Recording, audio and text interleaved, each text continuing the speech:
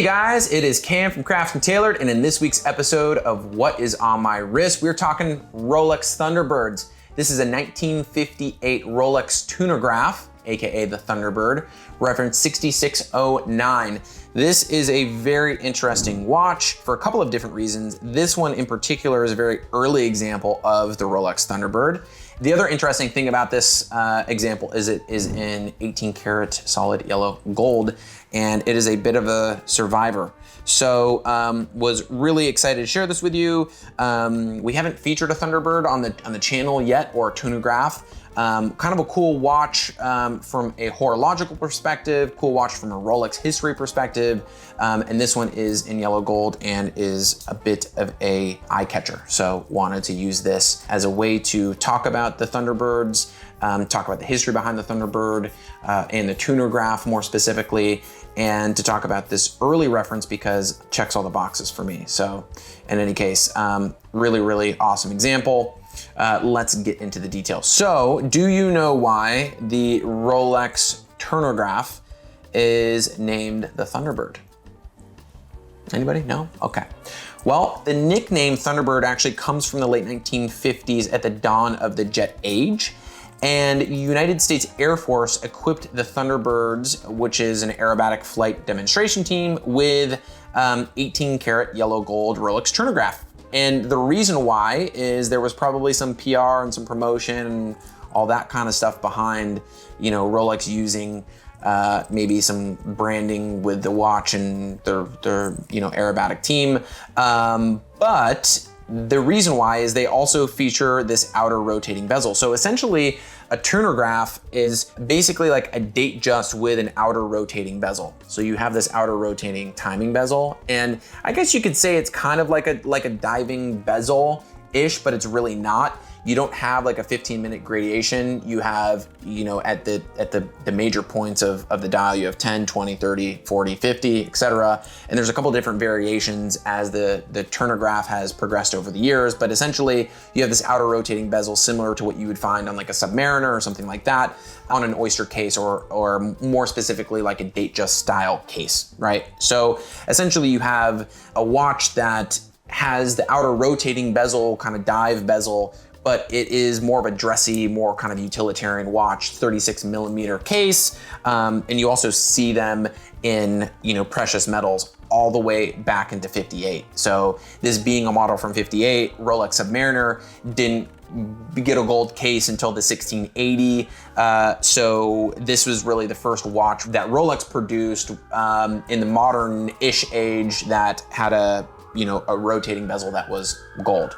So what's interesting is there are a couple of early Rolex advertisements that show the Rolex Thunderbird, aka the Turn-O-Graph, or the Turn-O-Graph, aka the Thunderbird, however you want to say it, that actually shows the real Thunderbirds or the Turn-O-Graph rather, with the Thunderbird's logo or emblem at the 6 o'clock position on the dial. Those are obviously quite rare, very sought after. Typically those watches were only issued to the pilots that actually flew within the Thunderbirds, or personnel or somebody that was associated with a Thunderbird. So those infrequently come up for auction and or for sale, and highly coveted and very collectible.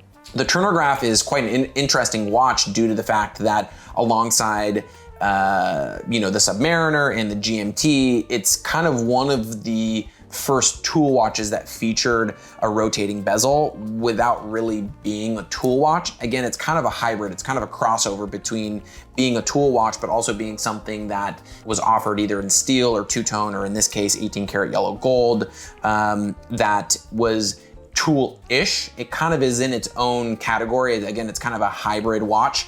But the Turn-O-Graph was first launched in 1953, and that was also the same year that Rolex introduced the Rolex Submariner. The GMT ultimately was launched in 54, just a year later. So it's kind of an interesting watch that sits in between like a Rolex Submariner and a Rolex GMT, and it's kind of its own thing, but it's kind of in that same era and time, making it really interesting from a horological history perspective.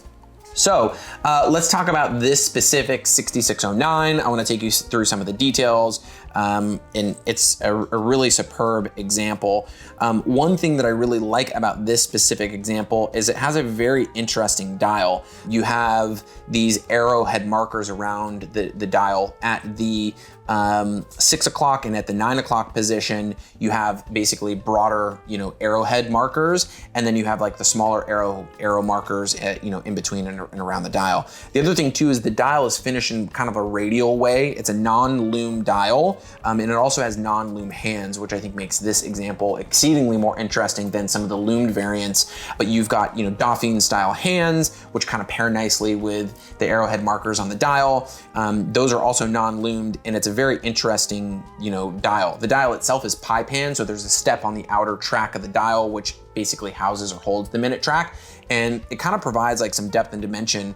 The watch, when it's on wrist, kind of kicks out some nice light, and it's really a gem of a watch. The condition is also really, really nice. The outer rotating bezel, which is also in solid 18 karat gold, is in really, really nice intact condition. The dial has a nice kind of warm patina, but again, the watch is from 58. It's a 6609, really, really incredible overall example. The other nice thing too is the watch does come on an oyster bracelet. More commonly than not, you'll see a Thunderbird or a Turn-O-Graph, depending on the reference, but you'll typically see them on Jubilee bracelets, and this one is on an oyster rivet bracelet, which also remains in really, really awesome condition. The other cool thing too is the bracelet is stamped from the same era, so it's kind of nice seeing everything, kind of all together on the watch. So really overall nice watch. I like it on the oyster bracelet, kind of adds like a different depth and dimension to the watch. That's one thing that I've noticed with Rolex watches, especially like Datejusts or Explorers or what have you. A bracelet can really change the vibe and the total look and feel of a watch. So I think it kind of adds a little bit more heft to the watch. It's an oyster rivet bracelet, which is a little bit on like the lighter side, but a lot of the Rolex oyster bracelets that were done in either 14 or 18K yellow gold or in gold for that matter, were rivet all the way up until the late 1980s, early 1990s. So the bracelet is in really nice condition, and the watch overall wears really nicely. So 36 millimeter watch wears essentially just like a Datejust, but a little bit different because you have this outer rotating bezel, which is really, really nice. So nice watch to wear. I think it's kind of cool too because, it is a gold watch, but in wearing it, I feel like it's serious, but not. And that's kind of a fun way to wear a yellow gold watch. I feel like I can almost wear it. I am wearing it with what I have on, but it's a watch that is in a precious metal, but not something that is like overly serious and formal and what have you, which I think is kind of the fun magic behind a Turn-O-Graph. So in any case, thanks for tuning in, guys. As always, this watch is available for sale in our online shop. I will provide a link in the description below and above so you can check that out. Be sure to like, comment, and subscribe. If you're not doing so already, be sure to follow us on Instagram, link in the description below. And if you've got watch questions, we are here and happy to help. Feel free to drop us a line at info@craftandtailored.com. Thanks again for tuning in, guys. I will see you in the next one.